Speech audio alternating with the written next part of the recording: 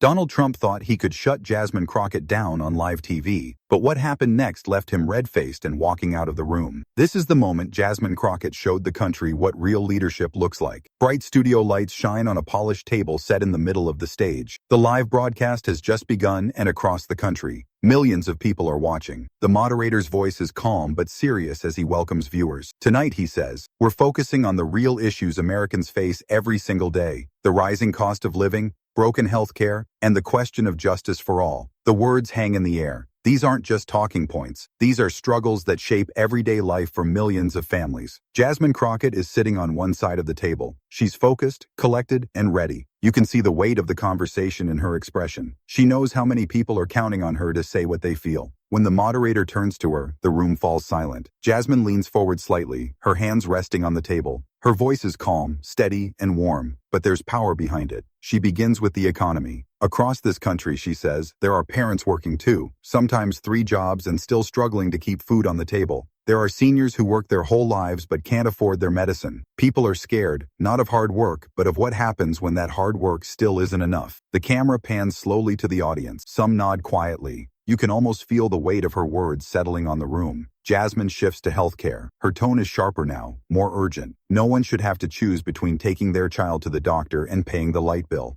But that's what's happening. And every time we delay action, people suffer. People die. There's a pause. The room is silent again. The moderator looks almost surprised by how quiet the audience is. Then Jasmine turns to the last point: justice. When we talk about justice, she says, we're not just talking about courtrooms. We're talking about fairness everywhere. At work, at school, in our neighborhoods, people are tired of feeling like the system isn't built for them. They want leaders who fight for them, not just for the powerful. Her voice grows firmer. That's why we're here tonight. Not to trade insults or throw slogans around, but to talk about how we actually fix these problems. The words land hard. It's clear she isn't there to play games. For a brief moment, the entire studio feels united. Even the camera angles seem to soften, framing Jasmine as a voice of reason. The audience appears moved, heads nodding, some leaning forward in their seats. It feels like a real conversation about real solutions is about to unfold. But then the sound of a microphone shifting breaks the moment. Donald Trump, sitting across from Jasmine, leans forward. He hasn't said much yet, but everyone knows that when he speaks, he dominates the room. And in that instant, the energy changes. Viewers at home can feel it too. That tense moment when something is about to happen, and you don't know which way it will go. Trump clears his throat, his signature confidence returning to the center of attention. And with one sharp comment, he cuts through the calm atmosphere that Jasmine has built. The studio is quiet. Jasmine has just finished laying out her points: the economy, healthcare, and justice, and the audience is hanging on her every word. But then there's a shift. Donald Trump leans forward in his chair, his hand tapping lightly on the table. His expression is half a smirk, half a glare. He waits for just a second longer than necessary, the kind of pause that makes everyone hold their breath before speaking.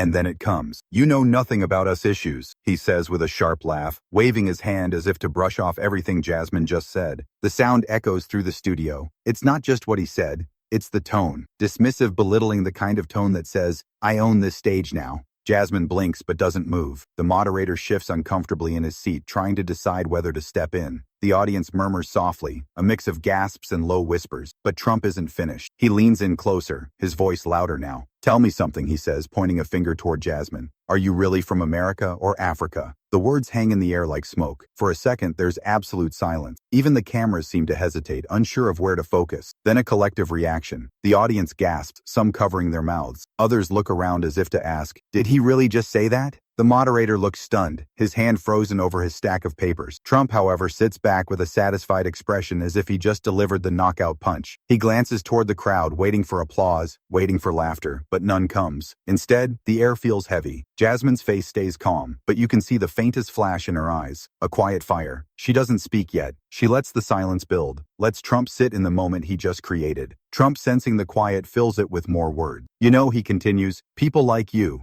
stand here talking about justice, talking about the economy, but you don't understand America like I do. I built businesses. I made jobs. I am the reason this country is strong right now." He points at Jasmine again, his voice rising, his words fast and forceful. "You're just trying to make me look bad because you have nothing real to say." The attack is personal now. It's no longer just about policy. It's about questioning Jasmine's place at the table, her right to speak. The camera cuts to the audience again. You can see people on the edge of their seats waiting to see what she does. This is the moment, the one that could break someone's composure, the one that could end with shouting or walking off. But Jasmine doesn't flinch. She sits back in her chair, folds her hands, and takes a slow breath. Trump is still talking, still throwing words across the table like jabs in a boxing match. But Jasmine's calm is what suddenly starts to stand out. And then she looks at him. Not just a glance, a long, steady look that makes the entire studio quiet again. What she's about to say will change the entire tone of the night. The moderator senses it too and stays silent. The cameras zoom in, one on Jasmine, one on Trump.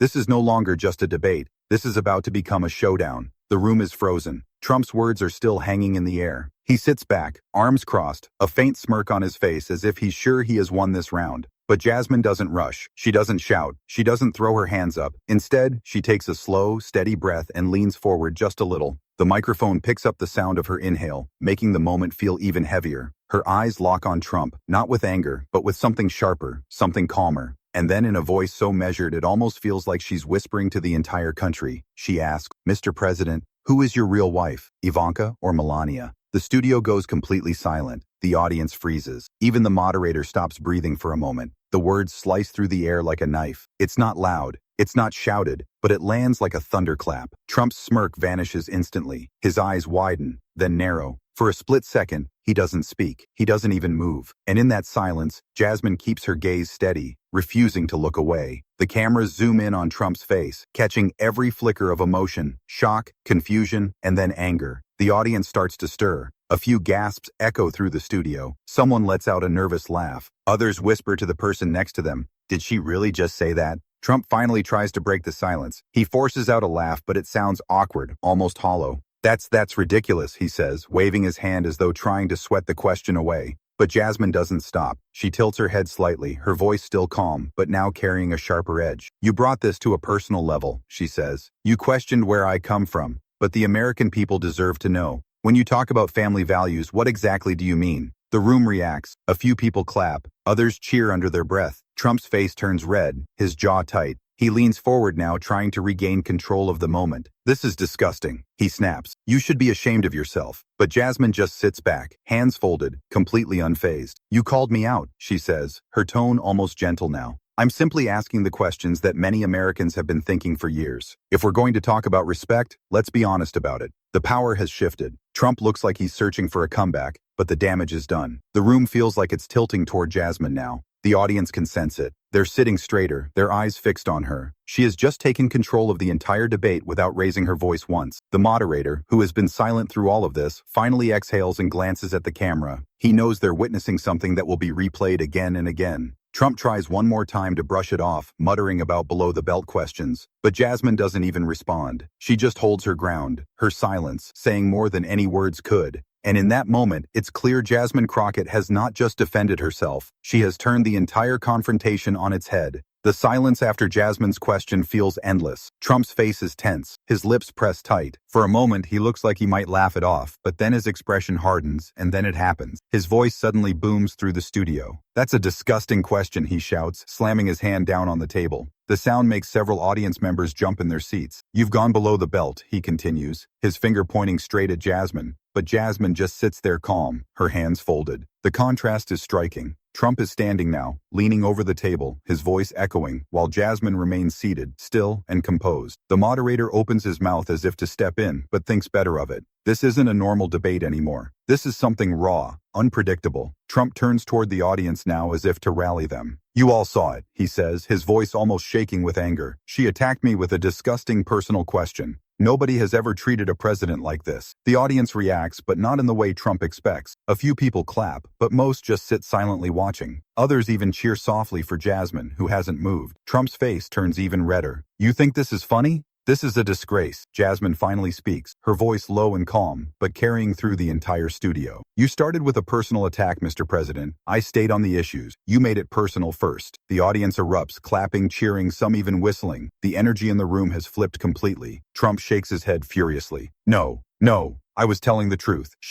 But the cheers drown him out. And then in a flash of frustration, he reaches up, grabs his microphone, and rips it off. "I'm done with this." He slams the microphone down on the table, turns his back to the stage, and storms off. The cameras follow him for a moment, capturing every step as he walks off stage. His shoulders tense, muttering to his aides. The sound of the audience is a mix of shock and electricity. People whispering, some even laughing nervously. Back on stage, Jasmine hasn't moved. She watches him go, then slowly turns back to face the moderator and the cameras. The moderator looks speechless, glancing between Jasmine and the empty chair across from her. The moment is surreal. The President of the United States has just walked out of a live broadcast. The camera cuts to the audience. They're still buzzing, some shaking their heads, others smiling as if they can't believe what they just saw. The tension that filled the room minutes ago has now turned into something else entirely. The sense that a line has been crossed, that something unforgettable just happened in front of everyone. When the noise finally dies down, Jasmine speaks softly but firmly. This is exactly why I say we need leaders who can focus on real issues instead of personal attacks. This is not a game. People are counting on us. The room goes quiet again. This time it's not a tense silence. It's a respectful one. The stage is quiet now.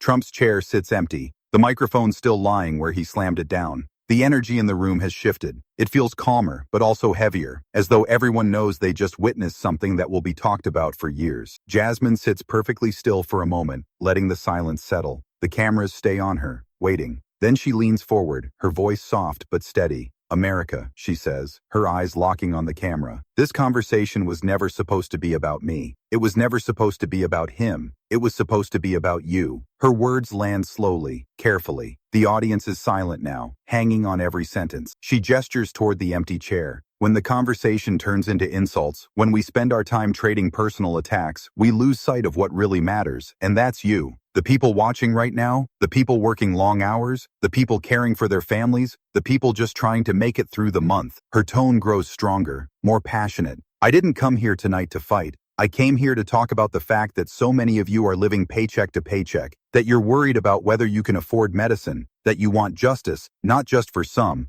but for everyone." There's a pause. She lets those words breathe. "And yes," she continues, "I asked a question that made some of you uncomfortable. But that question was about integrity, because leadership isn't about who can shout the loudest. It isn't about who can throw the hardest punch. Leadership is about accountability. It's about setting an example for the next generation. So, our kids grow up believing in honesty, fairness, and respect." She glances back at the moderator, then back at the camera. Her expression softens, but her voice stays firm. "You deserve leaders who talk about solutions, not distractions. Leaders who face tough questions without running away. Leaders who put you first, not their ego." The audience starts clapping softly at first, then louder, filling the room with sound. Jasmine waits until the noise dies down before speaking again, this time directly to those watching at home. "Tonight, you saw what happens when we stop letting fear control the conversation.